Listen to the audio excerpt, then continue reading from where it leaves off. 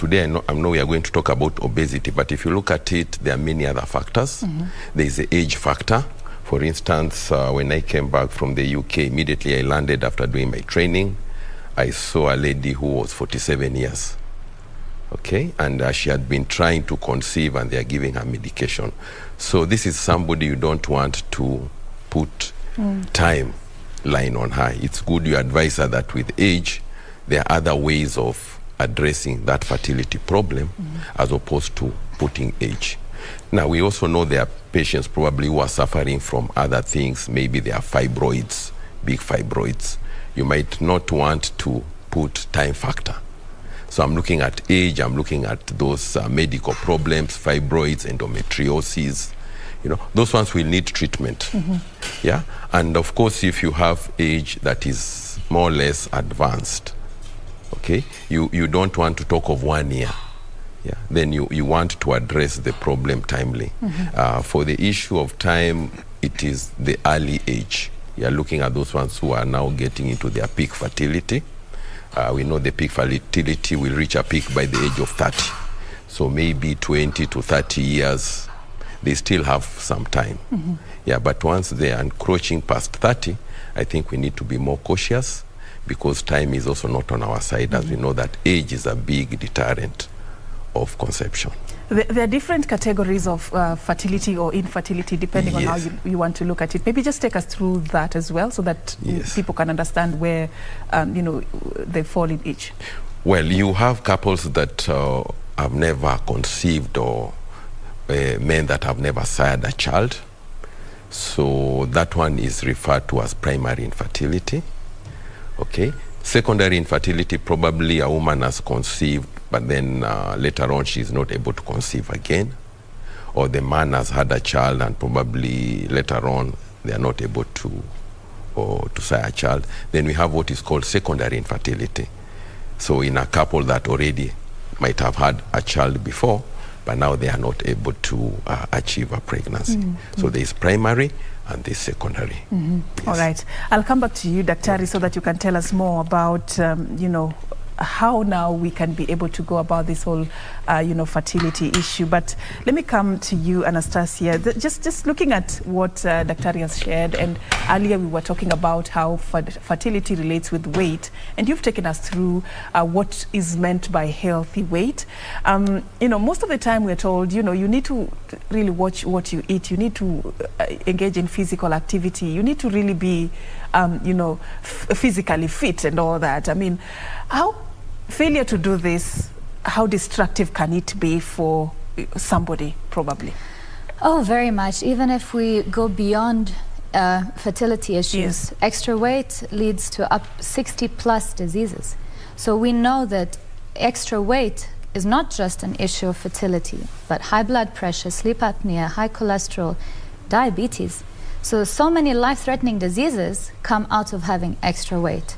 So of course, because what we do is weight management, and of course there's several solutions to handling your weight. And I know a lot of the times in Kenya, if someone has extra weight, you're told, or anywhere actually around the world, you're just told, stop eating. Why do you eat so much? Just stop. But that's not an option for so many people, because food is first, it's an addiction, it's a way of life, it's a mentality. And if you don't handle the root causes for why you eat the way you eat, you'll find it very difficult to just up and stop eating. That's not an option.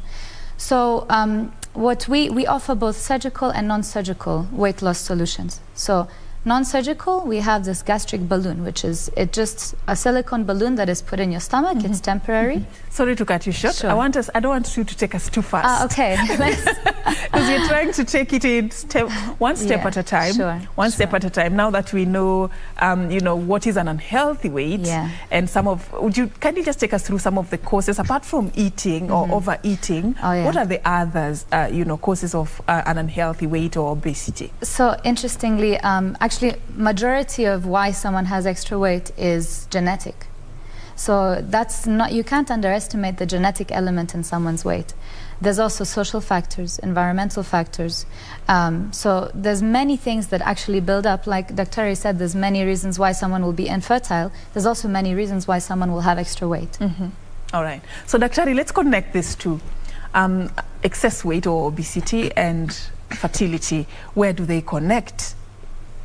Thank you very much. Just for our viewers, I wanted just to also clarify a little bit so that they understand just the major causes. I know today we are going to look at obesity and fertility, but just for their benefit, I wanted just to go through most of the things that will cause infertility. I've talked about age. So age, you have what we call the maternal age, in other words, the age of the woman, and the paternal age, and we might come to that later. And we are addressing that as fertility specialists as we speak, because when you talk about age, especially in women, we know we are all made from cells. And we have what is called biological weight and chronological weight. So we can sometimes freeze that biological age. In other words, we can preserve those eggs and use them in future. But that's a discussion for another day. Now, after you talk about age, there is the issue of diet, which I think we are going to discuss today. There is issues of biological hazards, occupational hazards, you know, where you work, okay? There are those ones who work in probably where there are insecticides or very hot environment and all that. So that might also affect. And then we are looking at lifestyle, the way Anastasiya has said. So at lifestyle, we are looking at issues of smoking, issues of too much use of caffeine can also affect. So all these things come up. Yeah, but for purposes of today, we are going to talk about obesity. For obesity, we see a lot of patients who come to our clinic. They are not having, I mean, they can't conceive, and most of them you'll find, or they have problems with their periods, especially if I'm talking about women. Even for men who are obese, it has been shown that those sperm parameters are also deranged at some point. But for women also, since women are also, they come very fast, you'll find most of them, they have fertility problems, they have problems with their menstrual cycle, and half of them you'll find they have what we call polycystic ovarian disease and all that. Now, the majority we see, and where fertility we think obesity affects fertility, is those ones who have got BMI above 30, as she'll agree with me. Even in developed countries, I'm happy that we are in the process of accreditation or working with NHIF, which I'm sure will bring on board a lot of people, or a lot of those who are disenfranchised, to access things like fertility treatment. And I think those are the areas that the government or NHIF will put down. Like in developed countries, if you have a BMI, developed countries, they pay for fertility for their population. And they tell the fertility specialists that if somebody is coming for fertility treatment and their BMI is above 30, you don't enroll them in the program until that is brought down. Yeah, so that's when they need to go now and first of all enroll in a weight management program to cut some weight before they can actually go for the assisted reproductive treatment. Thank you. All right. Most of them, even after cutting weight, you will find they will conceive naturally without our help. Oh, okay. Okay? Now, if we give them treatment with that very high weight, sometimes even the success of the treatment is very low. Yes. What we call implantation sometimes does not take place, and if they even conceive by good luck, then the miscarriages are also very high.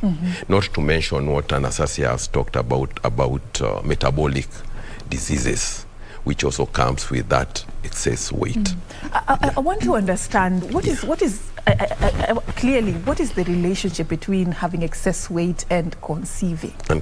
Yes. Now, when you have excess weight, there is what we call dysfunction of the ovarian function, just by the excess hormones you have in your body. Yeah, we can't go literally in the biology, but your body produces some hormones which now will affect the ovarian function. And that's why I've said most of these women, you'll find they have what we call polycystic ovarian disease. Or PCOS. Or PCOS. So you'll find all their menstrual cycles are up and down. They don't even ovulate at most point. Yeah.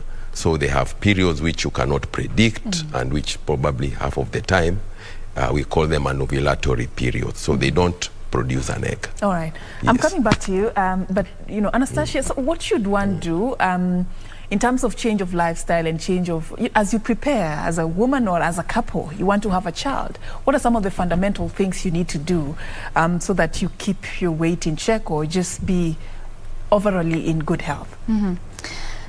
First, I want us to, I don't know, Dr. you'll agree with me that extra weight is a disease. Obesity is a disease. So when it comes down to it, to the very core, if you are overweight or obese, that's something that you really have to take seriously. It's not, I know oftentimes we say beauty, you know, the big and beautiful. Of course, everyone is, you know, across the spectrum, people are beautiful in all sizes. But when it comes to your body function, actually, like we were talking about infertility, there's a lot of diseases that come out of this. So when you're a couple and you're trying to conceive, first you have to watch your diet. Now this is what Dr. has talked about. You have to watch your diet. What are you eating? Yeah, we need to maintain a nutritious and well-balanced diet. Of course, exercise.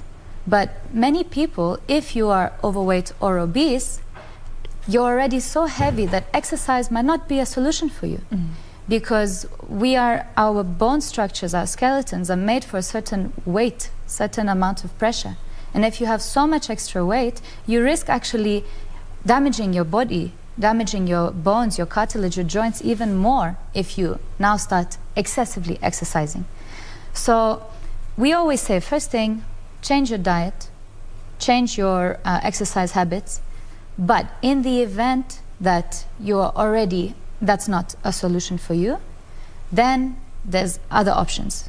So we offer, first thing, psychotherapy for correction of eating habits. In this way, we actually try to target the root factors for why somebody eats how they eat. So psychologically, yeah? Because when you're a child, for example, you're taught from childhood, see this plate, you have to finish it. Why? Why do you have to finish it?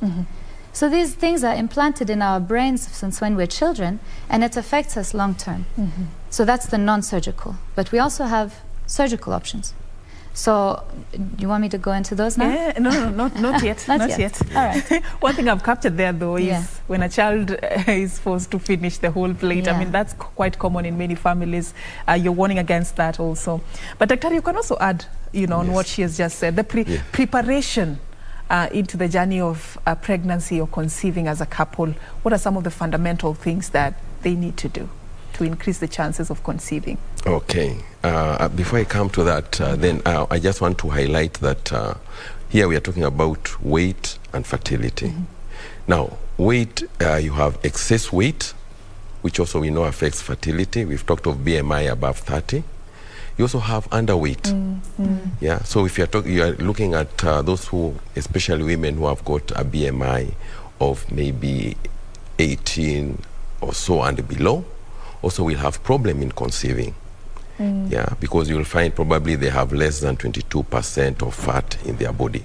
And you know, when fat is produced, then there's a system that works from your brain, what we call the hypothalamus, to tell your ovaries how to behave and how to produce those eggs. So when this fat is very low, that system is affected. When it is very high, it is equally affected. So it has to be within a particular range. Now, when you talk about also preconception, that is also an area that is important. It's important for all women, but it's also important especially for women who probably are in an advanced age. So sometimes we put them on medication that probably make it easier for them to conceive, because we know there are so many factors, things like nutrition, especially things like folic acid, for instance. Especially women in an advanced age. Lack of that also produces probably babies with neurotube defects or miscarriages. So you want to put them on preconception medication, and that's where also diet probably comes in. All right. I know patients ask me, what diet should I eat? Well, I try most of the time to send them to the expert, maybe the dietitian, to be able now to put down like what best they could eat. Yeah. But we have medications that they can take several months before starting to try to conceive. Yeah. Now that you've raised that point, yes. just to address that very quickly, when you're talking about healthy diet, and here we are talking in the context of pregnancy and conceiving and having a child, what is it that you consider healthy for that kind of a person?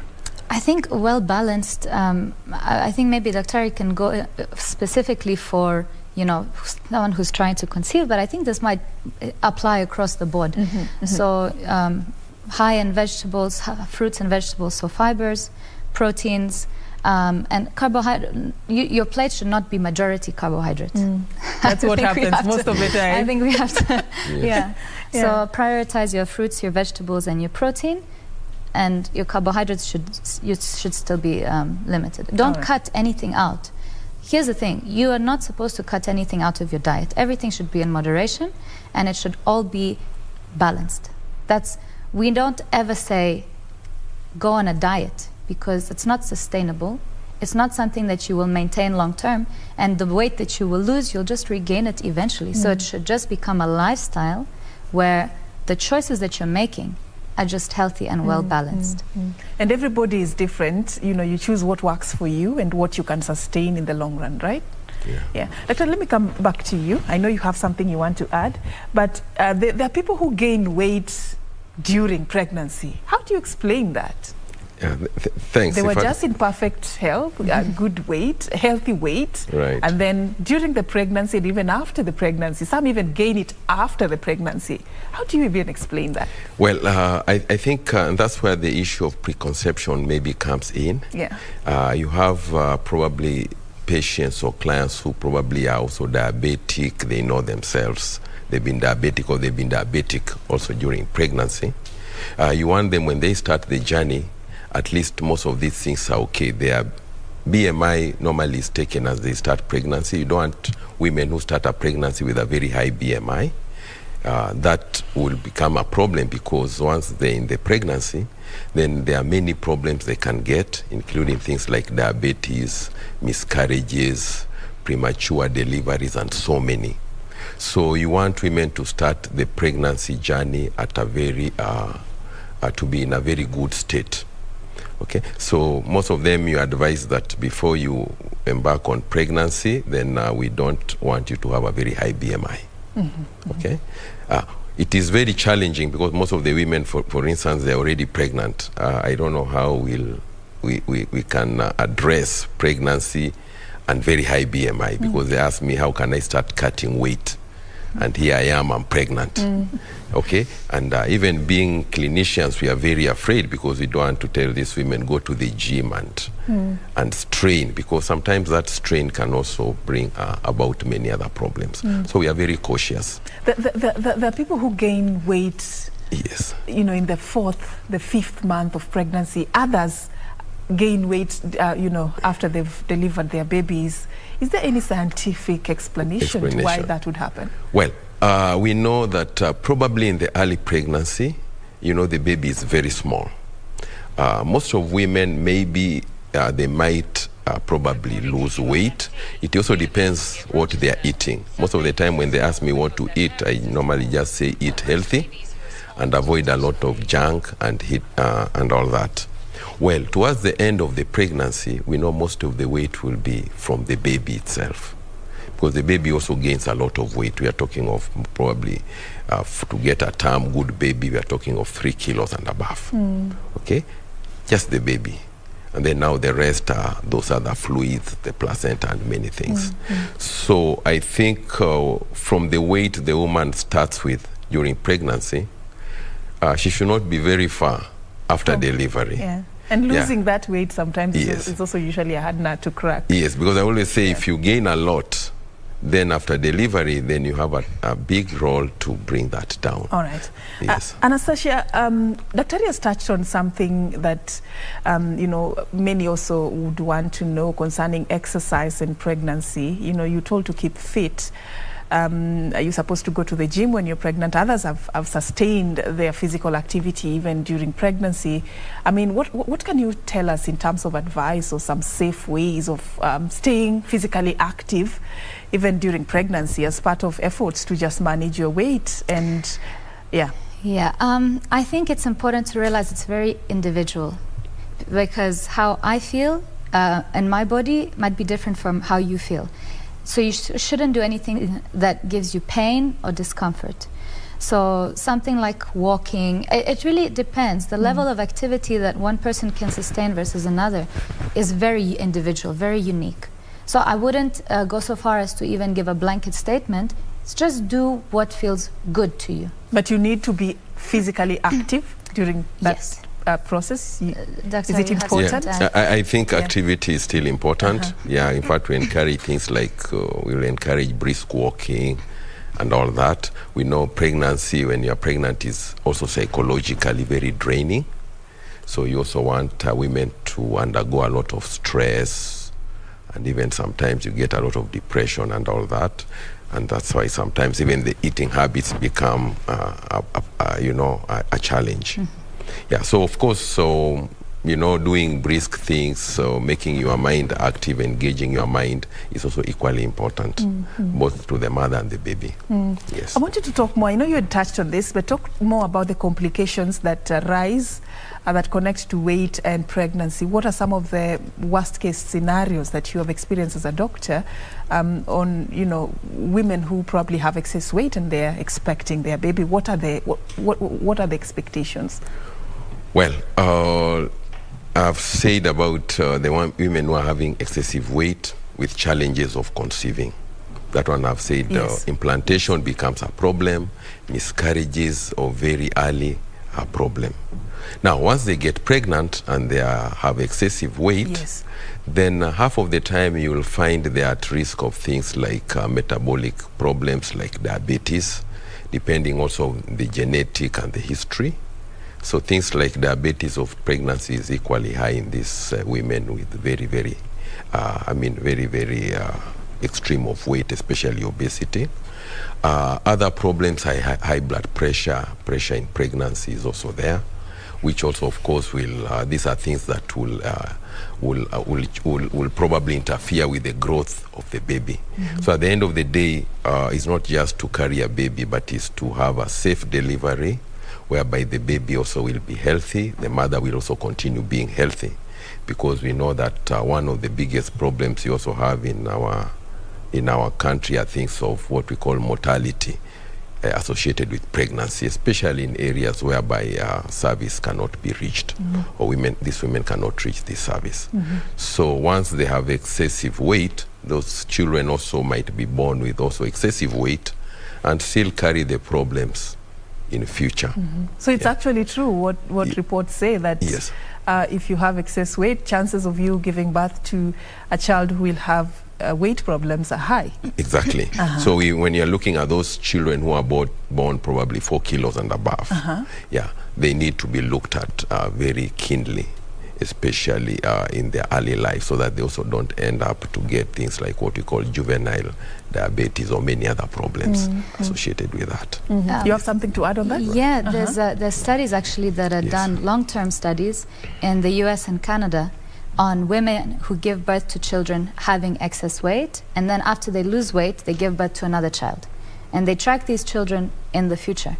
You'll find the children who are given birth to an overweight mother have much higher chances of being overweight or obese in the future than the children who are given birth to the same mother who had already lost weight.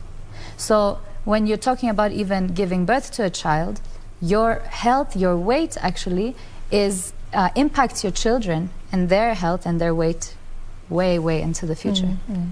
Okay, again, something. Yes, yes, and that only does not, what Anastasiya does not only apply on weight.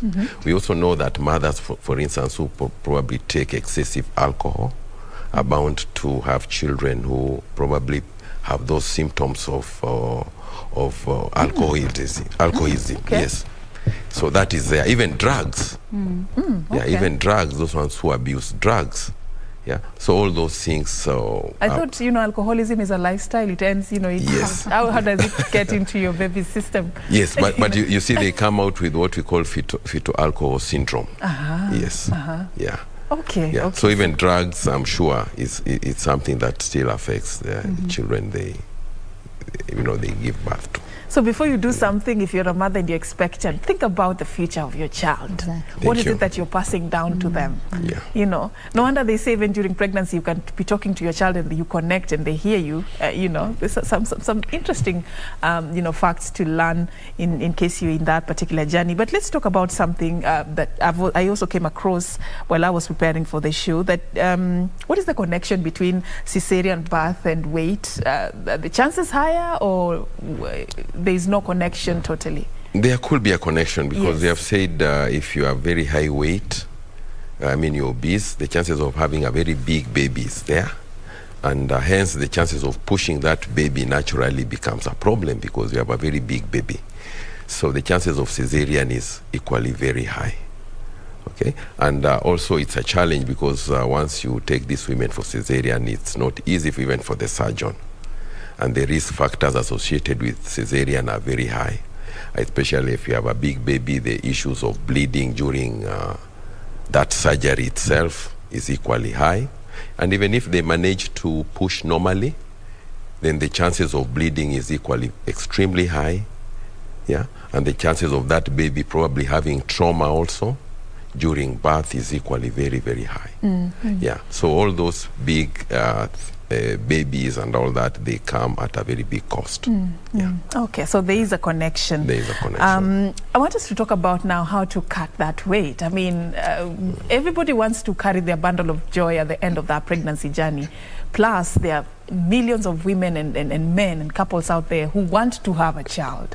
And weight is just one of the things that we are discussing this morning that could limit the chances of, a couple conceiving. So we want to avert this weight issue when it comes to fertility.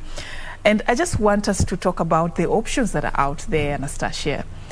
So what is it that is the solution then? So there's somebody who has been advised to work on their weight before they can actually get pregnant, or they just want to be generally healthy and have a healthy weight.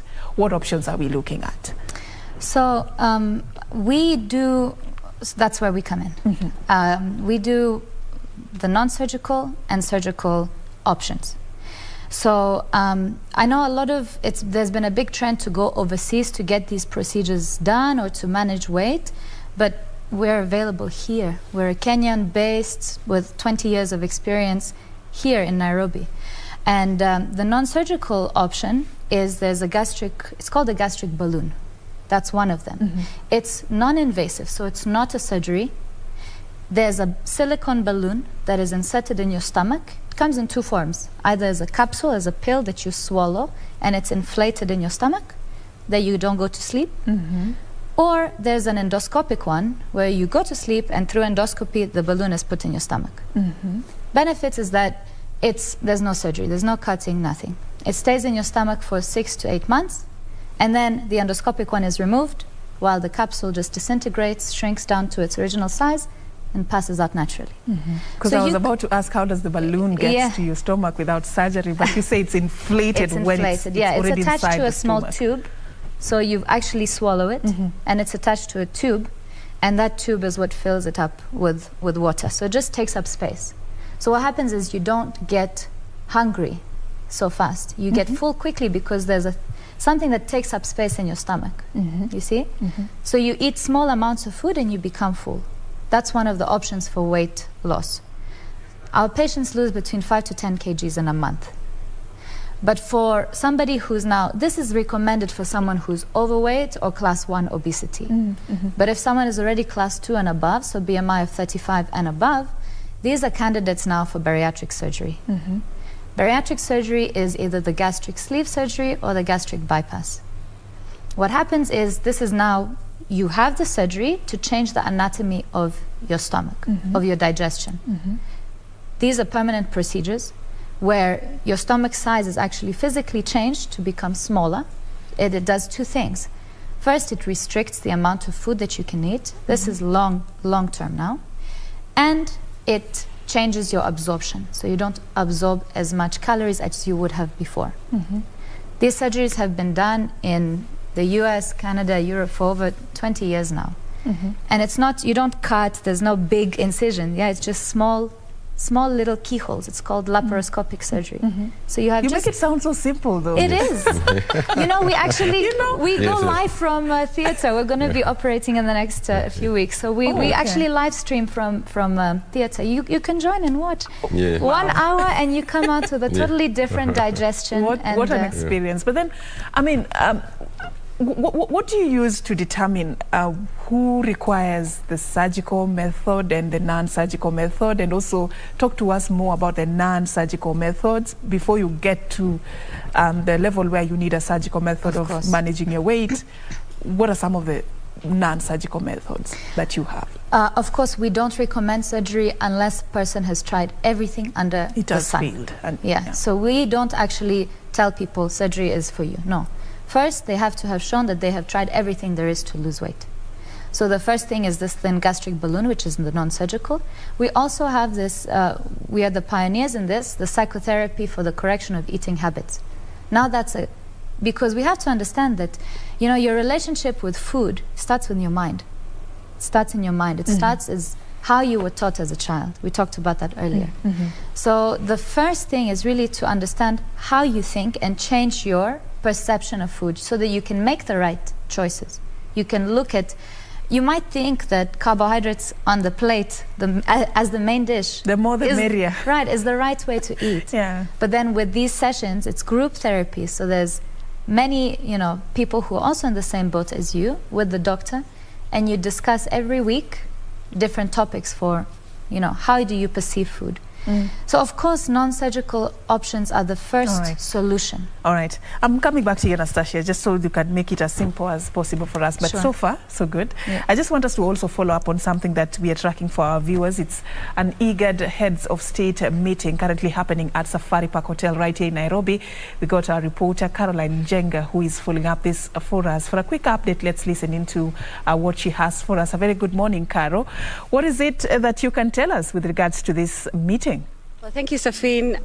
We are coming live to you from Safari Park, where heads of state of the Intergovernmental Authority on Development are expected to attend the 39th Ministerial Extraordinary Conference here at Safari Park.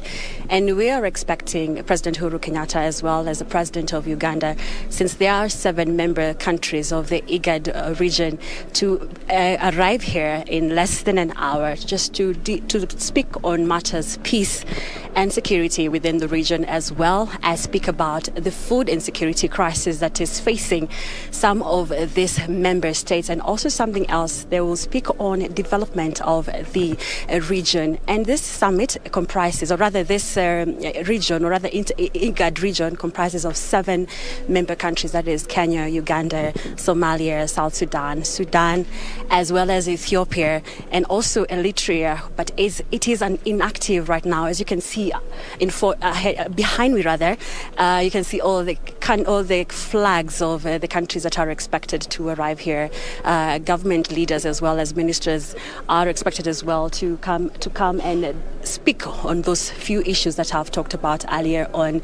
And also this was expected to happen early in the year, but because of COVID issues, they were unable to ensure that this summit happens this year. And here we'll be talking to various government leaders just to hear what they have to say about the region and how this IGAD, Intergovernmental Authority on Development, has helped these regions to grow economically, socially, as well as politically. And one thing that will come out clear is that this IGAD region is expected to ensure that trade within these 7 member countries is smoothless, movement of goods and services, as well as other issues are addressed during this summit. We'll be expecting President Uhuru Kenyatta later on this. Well, when he arrives, we'll be bringing you up to date and telling you what is happening here on ground. But first, we'll take you back in studio, Serfine.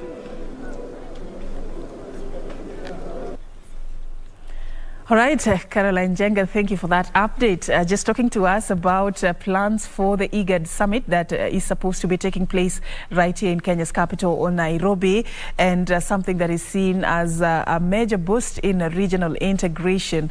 And of course, we'll be getting clearer details about what is to be expected and even about that particular meeting as we continue with the day's coverage. But in studio, we have been talking about weight and fertility, the connection between the two. Did you know that if you have excess weight or you're underweight, you could actually just limit your chances of getting pregnant in case you want to? Well, reports and research has been done to prove that. And that is why we're having this conversation this morning. How can you stay within the right range of the weight that is termed as healthy weight? And I've been having this conversation with a panel of two, a lady and a gentleman. I'm talking to Dr. George Ogweno. He's a fertility specialist. And of course, we have Anastasiya Shcukina. She's the operations manager at the Nairobi Bariatric Center. Thank you for staying with us. Thank you. All right, so before we went to my colleague Caro, you were talking about the options that are there, the non-surgical and the surgical options for weight management. And you touched on something that I would say is picking up. It's quite a trend, the gastric balloon. And I have so many questions about this because you said it's inflated inside your stomach, then it occupies space, and now it helps you limit the amount of food that you consume. Mm-hmm. And that can help you to keep your weight in range. I mean, how do you feel? I mean, feeling full all the time. Do you have that feeling of feeling full all the time? Can be quite uncomfortable. So you do feel hungry. Uh-huh. That's not... you don't feel full all the time? No, it's not like you feel full all the time. No. Your stomach can handle up to 3 liters of food. So this is like 500 ml that's sitting in your stomach. Uh-huh. So it's just that you feel full faster. You will still feel hungry. You'll just fill up faster. Yeah. Okay. And the balloon, it stays there for how long? Is it like a long-term solution, or it's a temporary way of... Do you have it throughout your life now? No. Uh-huh. So it is short-term. It is between the one that's swallowable stays for 4 months and then disintegrates and passes naturally. The one that is endoscopic stays up to 8 months. Mm-hmm. So it is a temporary solution. And that's why we always talk to our patients that the balloon is a tool. It's not a foolproof, you put the balloon and now for the rest of your life, you're going to maintain this weight. Because you will lose weight. But when the balloon disintegrates or is removed, how do you maintain that weight? And that's where it's important to combine the gastric balloon with this psychotherapy, this correction of eating habits, this course on actually targeting how you eat and to make the right decisions. So definitely it has to come together for long-term, actually, sustained weight loss. Mm-hmm. You said it's made of silicone? Yes. How safe is it, considering the safety concerns people have raised with regards to silicone? What assurance? Very, very safe. Mm-hmm. It's actually... So there are, of course, we always have to talk about any complications that may arise with any procedure. Yeah. So for the balloon, it might have some leakage. We haven't had it happen, but it could happen that there might be some leakage or some other... I mean, I can't really say anything else because even for us, you know, we pride ourselves in having the highest quality of procedure and care. So we haven't had any complications, but leakage could be an issue eventually for someone. So these methods you're talking about, do you propose them for somebody who has not conceived, or they are safe even for somebody who is pregnant, you know? No, so you're not recommended to have it when you are pregnant. No, that's important. Right, of course. So it's important to plan before you get pregnant. So now that's why we're talking about extra weight and infertility. Yeah. So before you get pregnant, this is an option for you. And then after you give birth, we actually recommend that mothers wait up to a year after they've had the baby to to actually have the gastric balloon or to have any other surgical procedures. Yeah, because in any case, you'll still be losing or fluctuating in your weight with your hormones when you're feeding your baby and in that first year. So after a year after you've given birth is when your weight can more or less be called stable, and then we can, you know, say, okay, this is an option for you, or this is an option for you. All right. I'll come back to you to tell me about the cost implications, because the cost, the cost is another issue here. Daktari, we're talking about weight, and you cited quite a number, both of you talked about quite a number of causes of extra weight or obesity.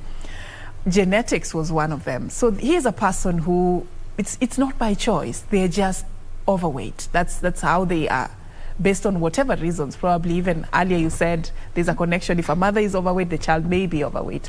It's something beyond their control, essentially. That's how they've always been. But they want to get a baby, or they are pregnant already. How do you deal with such unique cases? Well, I think that's a big challenge. Yeah. There are women who come to see us, probably they need fertility treatment. Others even probably they've tried and they think the only option they have is IVF, and they want us to start treatment. So most of them are overweight. So what we do is we send them, first of all, or I ask them to be seen by the weight reducing team, the bariatric, but that does not stop us from sometimes commencing treatment, because you might want to delay the treatment, and as we talked, that age is also a factor of fertility. Then they get, most of them are also frustrated by the time they are coming. They are under duress, anxiety, stress. Even we normally have a psychologist also to talk to them, so that at least to mentally also put them in good shape. So half of the time, sometimes we find ourselves starting the treatment, but I always tell them there's no harm to start the treatment, but we know you are also being followed up with the weight reduction team. I know there are many questions, like when should we literally start treatment before achieving a particular weight? Yeah, like those ones who you say genetically are big, you are not going to deny them service by virtue of that. So you still go ahead. You know, probably in terms of treatment, it's going to be a bit challenging. The same way when we are doing things like IVF, and we have the old age women, then we spend a lot of effort on giving very high dosages of medication, as opposed to younger women who probably needs equally the same IVF treatment. So there are implications in terms of management, but that does not rule out stopping to manage at all. All right. Yeah. Is there an option for that category that is overweight based on their genetical makeup? Yeah. I mean, all of these options work for everyone. So it's not the reason for why you're overweight. Does not necessarily, like, if you set out to lose weight, these solutions will work for you. One of them at some point will work for you, whether it's the non-surgical or even at some point the surgical. They will work. There's usually some, even as you add on that, there's usually something that is said when a woman is pregnant, that they're supposed to really watch what they eat. It should be balanced, like what you were saying earlier. But there's one thing that has always caused a big debate, this eating for two. Is there anything as eating for two, and is it important? Yeah, because that is where everything also sometimes happens. When a woman feels like they are compelled to eat because they are eating for two. How important is this? Is it even a thing? Well, exactly what you said. Some women will think of eating for two, so they end up probably even indulging in food that is not healthy. Yeah. So that becomes a problem. Okay, so I think it's just how they could be advised in terms of how much they eat. And of course, I'm sure you'll agree with me, the dietitian, you also don't want to eat so much where there is no activity. So do you increase your portion? Are you supposed to increase your portion, and how much is safe? In terms of portion, I don't know, but maybe they can say. But I think portion is just because at the end of the day, you still want to maintain. The baby is very effective. The baby will survive in very difficult circumstances. So by eating so much does not mean that you are giving a lot to the baby psychologically. Yeah, you could just eat what is enough to you, but the baby is still, they have the way of how to get those nutrients. So you don't eat for two. You don't eat for two. Yeah, that's what I want to say. You don't eat. I mean, that's simple. Yes, the baby is very effective, and they are going to literally survive. So the more you eat, most of it is put on you. So as a woman, you gain it as weight. You gain it as weight. You can add on that as well. No, I 100% agree. I think Dr. has covered it very well. Yes. Yeah. Okay, so we want to talk about the men a bit. I want you to touch on the men a bit. You talked about the complications of weight that relate on women, just also men, because this fertility subject, we usually just place it on the shoulders of the woman, and the man is left out of the subject. Let's talk about the man and weight and fertility. Yes. What is the connection? Yes, the connection is big time. Yes. And I'm happy that we've reached a point where we are discussing fertility in men. For men, also fertility is affected when you talk of age, because all this, what we are talking about, are cells. And we say cells also degenerate over time. Now, the difference probably between men and women as far as fertility is concerned is women are born with their eggs that they are going to use throughout their lifetime. So they don't bring in new eggs. The amount that they were born with when they make the eggs when they are still in the womb of the mother. So that is what they have in their lifetime. Now for men, they produce what we call sperms, and these are produced periodically. Okay, so with age, probably that is also affected. But that's why when you talk of women, and we are now doing what is called cryopreservation. Preservation means you preserve those cells. Women nowadays delay their fertility because of many things, career, not the right person at that time, and all that. So as they grow, for instance, I give an example, a woman at 40, her eggs are 40 years. Yes, and a woman at 20, her eggs are 20 years.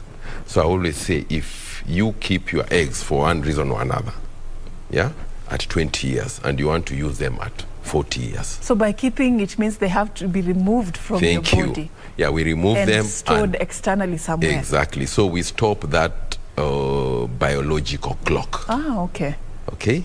And we stop it. We keep it. The chronological age, you still continue with your age. But if you are coming to use them at 40 and you stored them at 20, they are still 20. They are still 20. Oh, yes. Okay. Yes, and this is something that is very good coming up, even especially for cancer patients, what we call oncofertility. I'll still come back, I'm sure, to your question, whereby they are going to get treatment. Nowadays they survive more because of good treatment for cancer and all that, even young ones. So where treatment has been shown that it can affect their fertility, you can do preservation, and they can use it for their fertility in future, because nowadays they will live long, and what will be important will be their, enjoying their life and siring children like anybody else. Okay. Now coming back to your question on obesity and men, it's been shown that sometimes sperm parameters are affected in the obese men, and also sexual function, erectile dysfunction, all those things come in. Well, nowadays we also see a lot of men who come to see us for fertility treatment as opposed to before. Before you will only see the woman all the time, and the blame was always on the woman. But nowadays I think we know that also men contributes quite a big chunk of fertility. We are talking of 30 to 40% of fertility problem. Yeah. So it's important we still identify these things and address them on time. All right. Yeah, so that's why when we address them when we do fertility, we do things like IUI, for instance. IUI, it's a lower level of a fertility treatment in these couples who cannot achieve pregnancy. And sometimes you find the man, everything is fine, the woman, everything is fine, but they are not just getting pregnant. And they can't explain it, and they can't explain it. Happening. Yes, so we give this treatment, and half of the time they are also successful. Yeah, because sometimes you might look at those from the men, you look at the sperm and it looks all good. Yeah, but then there are many factors in it that probably is bringing about the problem of conception. Unfortunately, we've run out of time for this conversation, but I believe that so far, I mean, there are very fundamental points that you both have shared this morning concerning how weight relates to fertility and how it is important for one to make sure that they are in the healthy weight in the event that they want to, begin the journey of being parents, conceiving and having a baby. It's very important that you watch what you eat, you engage in physical activity, and just make sure that you consult with experts such as yourself to see whether you're okay, you're good to go. Yeah. So I want us to wind up, and in your final remarks, just talk to people who could be watching this morning. They've really struggled in this journey of having a baby, and because of the stigma, the shame and the silence around this topic of fertility, they are still trying 8 years down the line. What does the road ahead look like for them? What would you advise them to do? Let me start with you, Anastasiya. Well, I think I would say, first of all, is that if you have extra weight, from our perspective, from our specialization, there's options. This is not the end of the road for you, and there is an option. So make sure that you still consider that weight can be one of the hindrances, one of the blockages, not just for a woman, but also for a man. And there are options for you. If you have struggled with extra weight for a long time, maybe since childhood, doesn't mean that has to be like that forever. You can lose weight, you will lose weight. And for us, we always say, for us, it's always we increase the quality of life. We are always working to improve the quality of life. And when you lose weight, not only will you improve the quality of your life, you'll improve the quality of your children's life and generations now to come, because you'll change your relationship with food. All right. I wanted just to know if the cost implications, what range are we working with? So Gastric Balloon is 350,000. And the surgery is 850,000. So depending on where you stand and what you want and what the recommendations are. All right. Daktari, 30 seconds for your closing remarks. Yeah, thank you very much. I think I always say we are all a product of fertility, and we have to take care of fertility issues, because that's the future of the whole world. Now, for Kenyans, I think is a good news, because we've simplified fertility, and people should not be worried. All treatments that are available, there's no need to even go to other places.